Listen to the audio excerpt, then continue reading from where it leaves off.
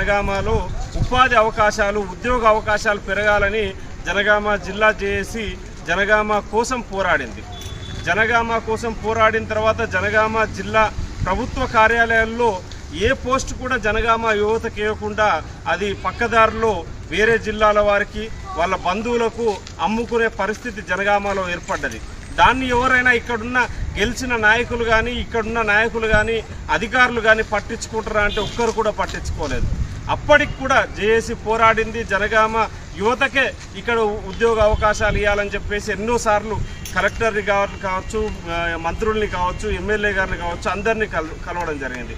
అదేవిధంగా జనగామ జేఏసీ పోరాడి సాధించిన జనగామ మెడికల్ కాలేజీలో కూడా ఇక్కడ ఉండే చిన్న చిన్న పోస్టులు, అవుట్సోర్సింగ్ పోస్టులు, ల్యాబ్ టెక్నీషియన్లు, బీ ఫార్మసీ పోస్టులు, నర్సింగ్ పోస్టులు, ఏదైతే అవుట్సోర్సింగ్ కాంట్రాక్ట్ ద్వారా తీసుకునే ఏవైతే పోస్టులు ఉన్నాయో ఆ పోస్టులనైనా జనగామ యువతకి, జనగామలో ఎంఎల్టీ, ఎంపీహెచ్డబ్ల్యూ, బీ ఫార్మసీ చదువుకున్న విద్యార్థులకు ఇవ్వాలని జేఏసీ మొదటి నుండి చెప్తున్నా కానీ ఇప్పటి వరకు కూడా జనగామ యువతకు సరైన ప్రాధాన్యత ఇవ్వట్లేదు. జనగామ జిల్లా మెడికల్ కాలేజీ ఎవరైతే ఆఫీసర్లు ఉన్నారో అదేవిధంగా ఇక్కడ నాయకులు కూడా ఎవ్వరు కూడా జనగామ యువతకు ఉపాధి కల్పిద్దామని మాత్రం ఆలోచన చేయట్లేదు.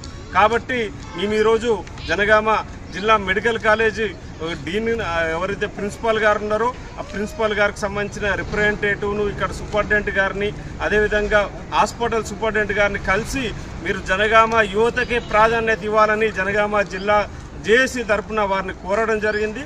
రాబోయే రోజుల్లో గనక ఈ రిక్రూట్మెంట్లో జనగామ యువతకు అవకాశం ఇవ్వకుంటే మాత్రం పెద్ద ఎత్తున ఆందోళన చేసి ఖచ్చితంగా జనగామ యువతకు ఇక్కడ ఉద్యోగ అవకాశాలు వచ్చే విధంగా చేస్తామని మేము జనగామ జిల్లా జేఏసీ పక్షాన తెలుపుతున్నాం. జై జనగామ. నువ్వు ఒక మాట చెప్పు.